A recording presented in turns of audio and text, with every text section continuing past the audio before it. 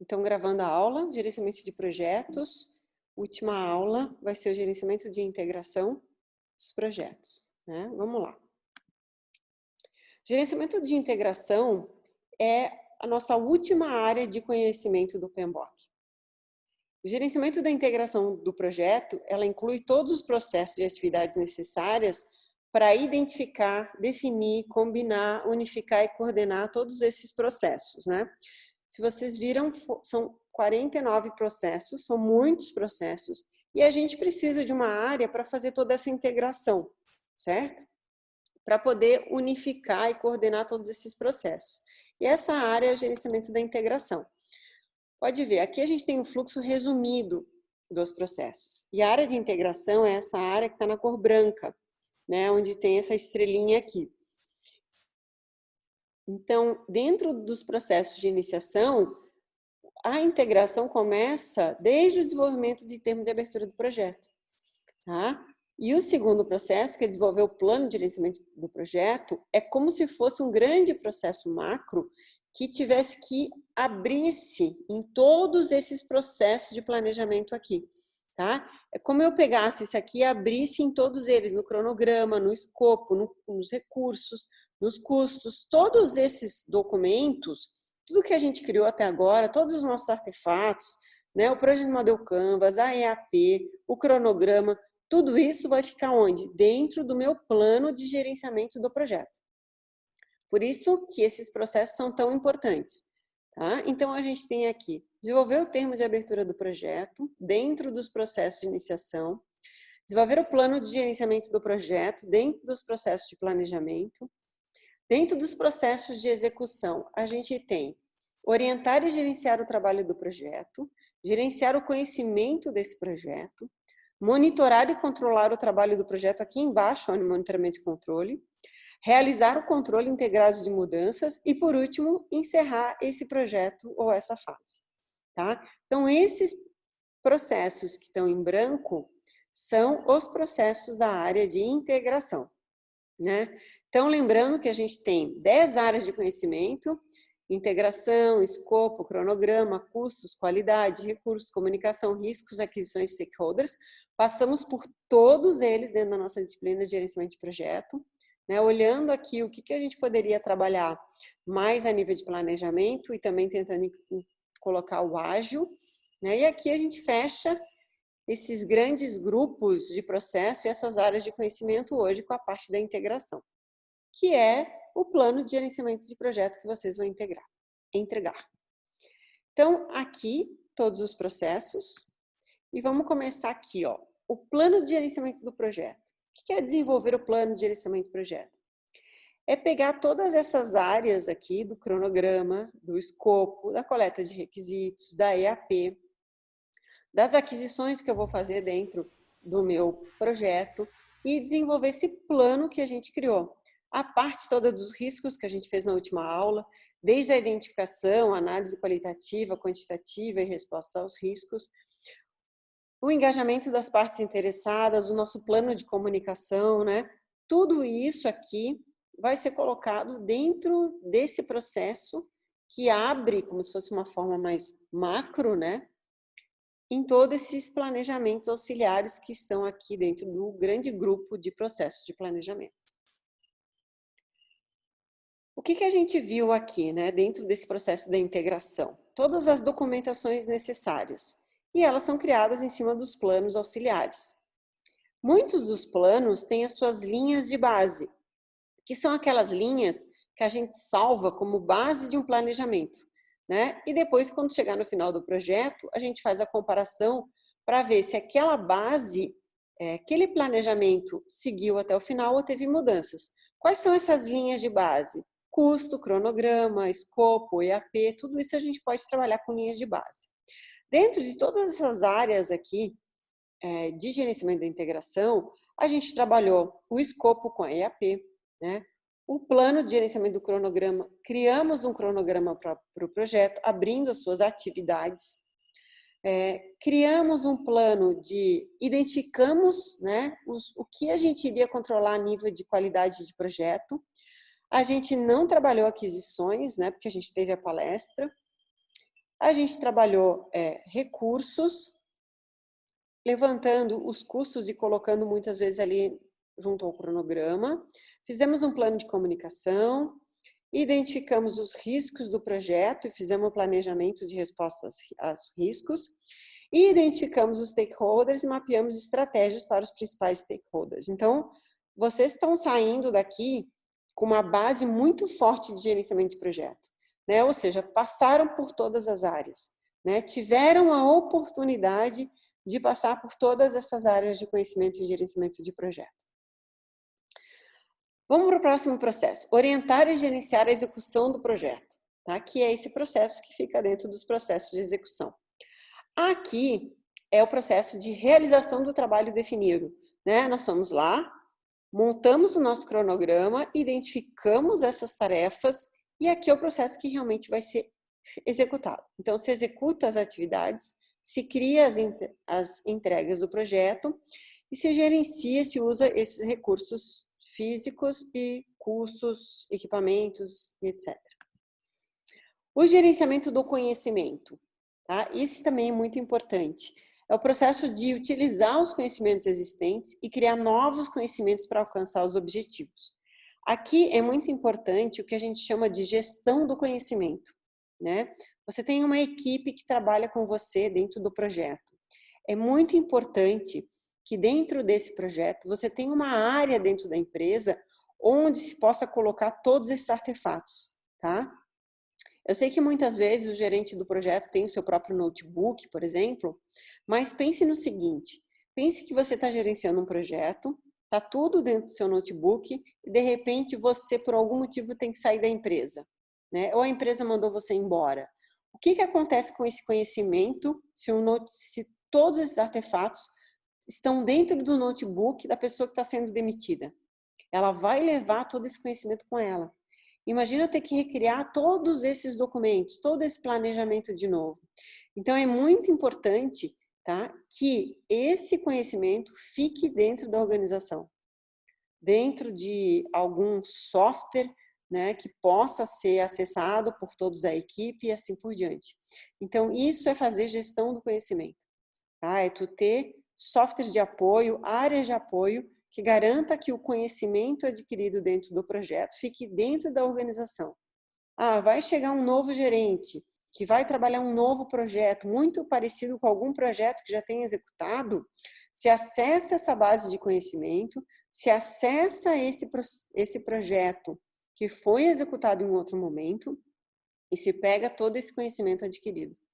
Tá? Então, isso é muito importante, fazer a gestão do conhecimento. Bom, próximo processo, monitorar e controlar o trabalho do projeto. Eu levantei tudo que eu deveria fazer, montei o meu cronograma, estou executando, esse é o processo onde eu vou fazer esse monitoramento. Através do quê? Através de validação do escopo, controle do escopo, monitoramento dos riscos, monitoramento das partes engajadas, né? Tudo que tiver aqui monitoramento, né? Eu vou fazendo esse processo de acompanhamento, revisão de todos esses objetivos se estão sendo atingidos ou não. Depois, eu vou trabalhar o controle integrado de mudanças. Chegou mudanças para serem feitas dentro do meu projeto, como é que eu vou processar? Como é que eu vou atender? Como é que eu vou atender todos os pedidos que chegaram ou não? Né? Então, esse processo vai cuidar dessas questões. Vai fazer a revisão de todas as solicitações de mudança e vai fazer a aprovação de mudanças e o gerenciamento dessas mudanças em cima das entregas, dos documentos do projeto, né, do plano de gerenciamento do projeto e assim por diante. Aqui tem um pequeno fluxo, né? Aí claro que vai depender de cada projeto, projetos pequenos, projetos médios, projetos de grande porte, né? Em relação a essas questões de mudança. Então, por exemplo, aqui eu tenho a equipe, o gerente do projeto e o comitê de mudanças. Quando que eu tenho um comitê de mudanças? Quando eu tenho um projeto muito grande. Vamos supor, construir uma plataforma da Petrobras. Com certeza tem um comitê de mudanças, né? É uma obra gigantesca. Aquela obra lá que a Vivian nos trouxe na palestra, de construção de um parque eólico, né? Fazer tem que ter um comitê de mudanças, não se pode saindo assim, mudando tudo, sem que realmente tenha uma equipe que avalie o quanto essa alteração vai trazer de custo, quanto essa alteração vai trazer de necessidade de novas pessoas para trabalhar dentro do projeto e assim por diante. Então, Professora, oi? esse comitê de mudança é depois que o cliente, assim, já decidiu que ele precisa dessa mudança, assim. Depende muito do Ou, projeto. ou é junto com ele já, esse comitê, assim, junto com o Tá, cliente. Maurício, o que que acontece, tá? Depende muito do tamanho do projeto. Então, vamos considerar que a gente está pegando um projeto grande, um projeto de grande porte, tá? Por exemplo, assim, implantação tu está criando um sistema hospitalar, certo? Então, Certo. geralmente, quando tu está montando o teu projeto, já trabalhando no planejamento, o próprio cliente, junto com o gerente de projeto, já organiza o comitê de mudanças, certo? Sim, O entendi. comitê de mudança geralmente tem quando tu tem projetos muito grandes, tá?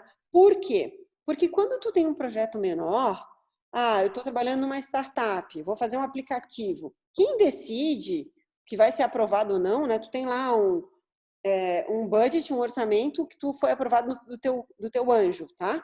O teu Aham. anjo foi lá e colocou uma grana em cima da tua startup. Se tiver alguma mudança ali que tu tenha que fazer dentro do teu projeto, é tu que vai fazer, entendeu? Sim. Tu que vai gerenciar aquele dinheiro. Agora, se tu tem um projeto muito grande, né, uma obra muito grande, ou, vamos pegar esse exemplo mesmo, por exemplo, da Petrobras. Já tem que criar esse comitê de mudanças desde o início. Por quê?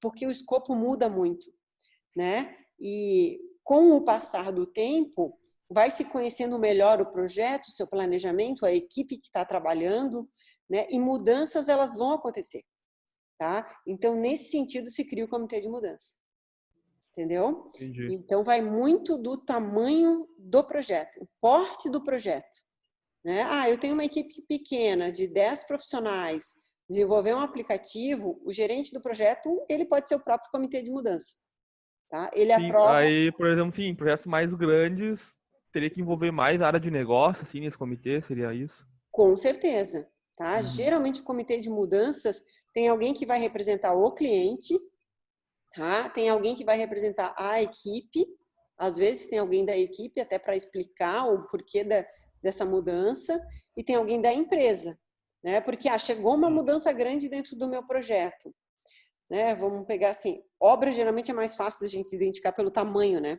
Aplicativo é mais complicado.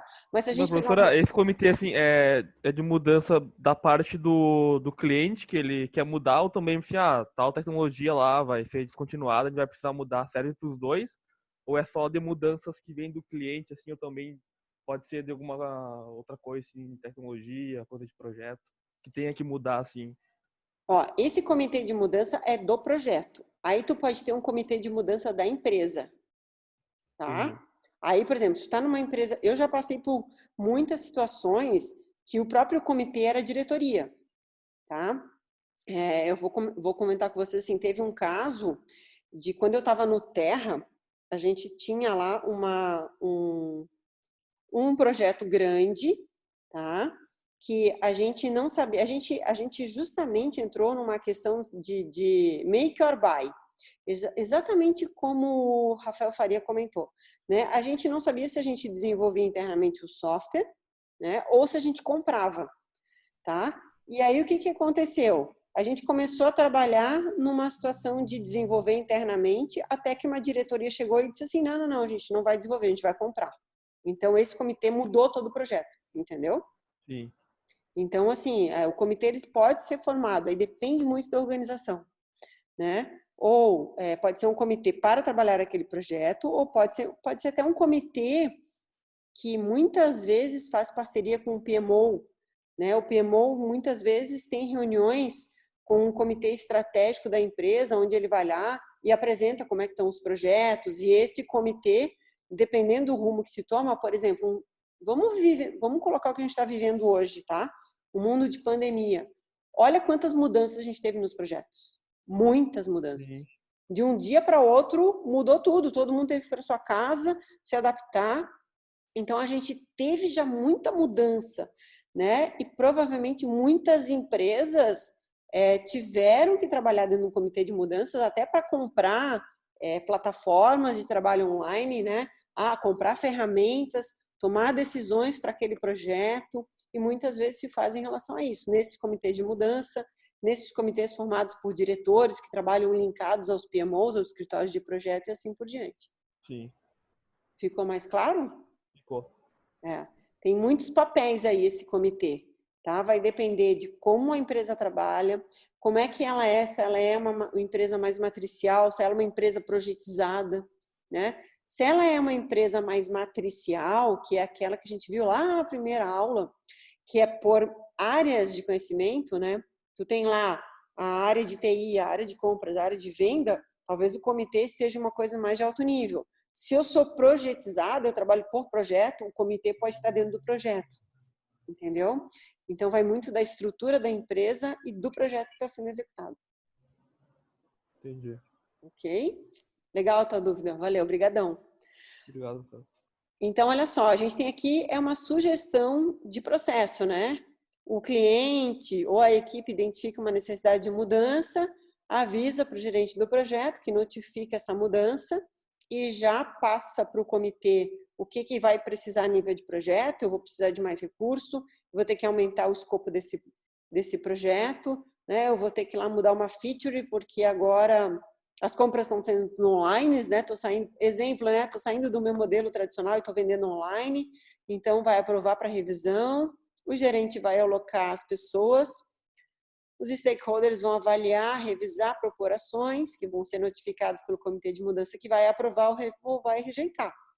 Aprovando, é alocado então para essas ações feitas pelo time, revisados pelo gerente de projeto, e depois é documentado e encerrado essa mudança pedida. Tá? Então, vai muito depender da empresa e do fluxo, né? Esse aqui é um fluxo proposto inicialmente para isso. Realizar o controle integrado de mudanças, né? O que é esse controle integrado de mudanças? Esse comitê, até que o Maurício estava comentando, ó, pode ser criado para atuar em alguns projetos, tem como objetivo realizar a reunião e revisão dos pedidos de solicitação, aprovações e rejeições das mesmas.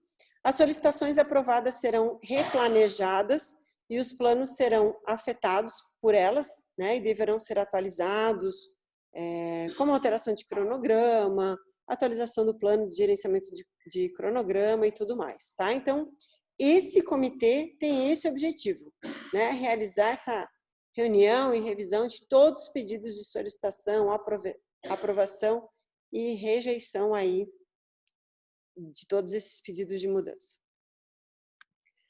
Aqui é um exemplo de formulário de solicitação de mudança em projeto, tá? Quando que a gente usa esse formulário? Aí depende também de como a empresa é habituada a trabalhar questões de mudança. Eu já trabalhei, por exemplo, em projetos que o cliente mandava a solicitação de mudança pelo e-mail. Não preciso dizer para vocês que era um caos, né? Aí chegava vários pedidos de mudança. Ah, favor mudar esse campo, favor incluir mais esse campo. Ah, a gente notou que agora a gente resolveu mudar essa tela para essa aqui, entendeu? Só que o que acontece? Quando tu tem uma solicitação de mudança frequente, ainda mais vindo por e-mail, as coisas meio que se perdem, né? Porque a gente tem aí muitos pedidos de mudança que acabam ficando perdidos no e-mail. Então, a partir do momento que a gente incluía um formulário de solicitação de mudança, onde a gente colocava lá o nome do projeto, quem é que estava submetendo esse pedido de alteração, a gente fez o cliente descrever essa mudança e por que ele queria essa mudança, né? E depois a gente colocava, o gerente do projeto colocava o impacto, qual era o escopo, o orçamento, o cronograma, o plano de qualidade, e assim sendo aprovado, aí sim ia o comitê de mudança, se tivesse em cima desse formulário de solicitação, aprovava ou não a mudança feita pelo cliente, pedido pelo cliente. E é muito engraçado, né, que a partir do momento que a gente botou o formulário, 50% dos pedidos de mudança pararam de serem solicitados. Por quê? Né? Porque se começou a avaliar o quanto isso tinha de custo, o quanto isso mexia no cronograma, o quanto isso mexia no plano de qualidade e assim por diante. Tá? Então, vale a pena, assim, tem que ter um controle de mudança. Essa questão toda de mudança tem até uma área que chama gestão de mudança, né? Se vocês procurarem no Google, tem muitos projetos, tem muitas lives que falam sobre gestão de mudança. Como fazer o acompanhamento de uma gestão de mudança. Tá? E aqui a gente tem a última fase, que é o encerramento do projeto. A gente já passou pela iniciação, fazemos o plano de projeto, trabalhamos na sua execução e encerramos. Então, nesse processo de encerrar o projeto, a gente vai finalizar todas as atividades, incluindo as dos fornecedores, tá? Se identifica como é que está aquele contrato, né? Se o contrato já foi finalizado, se tudo que o fornecedor combinou foi entregue. Então, aqui a gente realmente finaliza todas as atividades, todos os grupos, os processos de gerenciamento, para realmente formalizar esse encerramento. E, claro, comemorar, né? Então, geralmente, o que se faz quando se encerra o projeto? Se faz uma reunião de lições aprendidas, final, né? Levantando tudo que deu certo, que poderia ser melhor. Pode-se fazer uma pesquisa de qualidade, passando para os clientes, para os stakeholders, o que eles acharam do projeto, se tudo foi entregue com qualidade, assim por diante. É importante que o cliente assine um termo de aceite do projeto ou encerramento. Isso é muito comum na parte nossa aí de desenvolvimento de software, combinar com o cliente que ele tem ali 3 meses se ele achar algum bug, né? 3, 6 meses, aí vai muito da empresa cliente. Por quê? Porque se tu passar desse período, né, tu pode cobrar. Passou já do teu período de garantia. Então, a partir do momento que ele pedir alguma nova alteração, se pode cobrar essa questão. Fazer um relatório final do projeto, geralmente o GP manda vários relatórios de comunicação durante o projeto, então se faz um relatório final de fechamento, se arquiva todos os documentos e lições aprendidas, aqui focando na gestão do conhecimento, né? Isso é bem importante, na gestão do conhecimento. Se encerra os contratos, desmobiliza a tua equipe para que ela possa ir trabalhar em outros projetos. E faz um evento de encerramento aí, comemorando, né, que o projeto foi entregue com sucesso e que mais uma etapa foi vencida.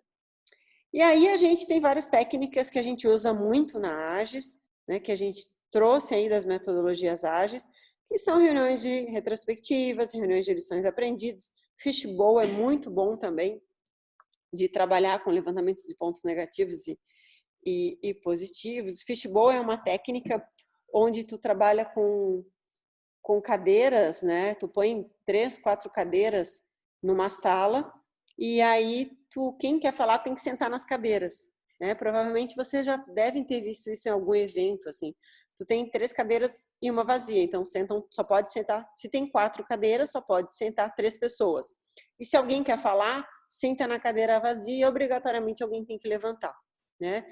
E a gente chama essa dinâmica de fishbowl, né? Ou seja, vai se dando a palavra para quem está sentando nas cadeiras e aí se discute entre as pessoas que estão sentadas na cadeira um determinado ponto do projeto. Isso é muito bom também para tirar, às vezes só uma pessoa fala, né? E a pessoa fala demais. Então, se tu trabalha com o fishbowl, tu dá a oportunidade de todo mundo ter o acesso à fala. Aqui, então, isso aqui é uma foto minha de um projeto. Como a gente faz na Agis, né? Pontos a melhorar, né? A gente também tem o mimimi da sprint, dá para trabalhar brincadeiras dentro da sprint, mas isso tudo são práticas que a gente já vê dentro da agência, né? Fazer planos de melhoria em cima dos itens que se levantou dentro da sprint. Esses pontinhos são os votos, né? Que a gente faz na retrospectiva. Se trabalha em cima de cada um tem tantos pontos, tantos votos, e aqui se elege os que mais teve voto. E aqui eu quero fechar com algumas ferramentas de gerenciamento de projetos. Muitas vocês já trabalharam, mas a gente tem muitas outras, né? Então, por exemplo, quando a gente vai trabalhar a área de escopo, a gente tem... eu não tenho uma ferramenta. Vai trabalhar com escopo de projeto no Word mesmo, não tem problema, né? Pode trabalhar com a AWS, que muitos aí utilizaram. Na parte de tempo, MS Project, Open Project, Project Builder, Primavera, Artemis. Na parte de custo, tem muito software para orçamento, planilhas eletrônicas vinculadas aos softwares de gestão de custos, recursos humanos, softwares de GP para analisar esforço, produzir quadros de alocação de pessoal, matriz de responsabilidade, organogramas como o Visio. A parte de comunicação é mais planilha eletrônica, o próprio Word. Risco, a gente tem alguns softwares que trabalham com estatísticas, @risk, Risk+, Crystal Ball. Aquisições é mais planilha eletrônica e integração também para fazer toda essa gestão. E aqui alguns softwares, alguns vocês já podem até ter utilizado, Open Project, com alguns exemplos aqui com a construção da EAP, Deskaway,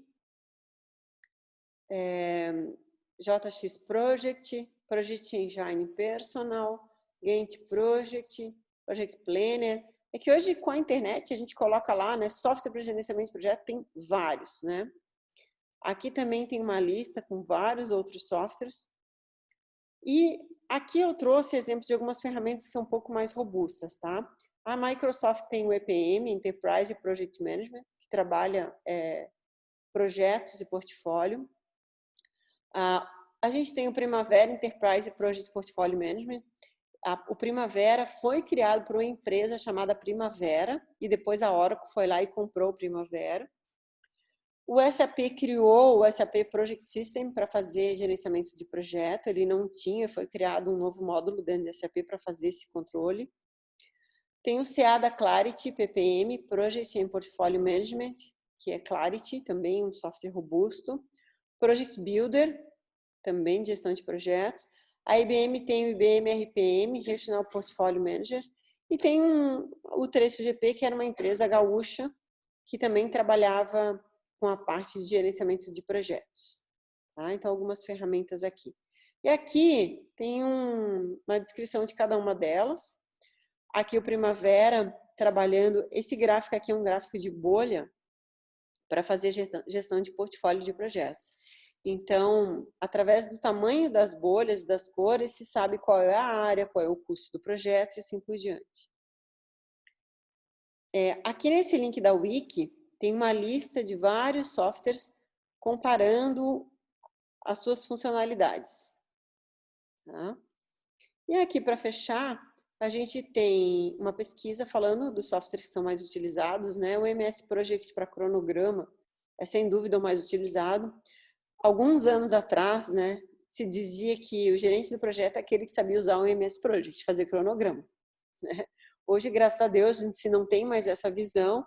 O gerente do projeto tem hoje várias áreas de conhecimento e assim por diante. Então, aqui, muitas empresas desenvolvem software internamente para cuidar dos seus projetos.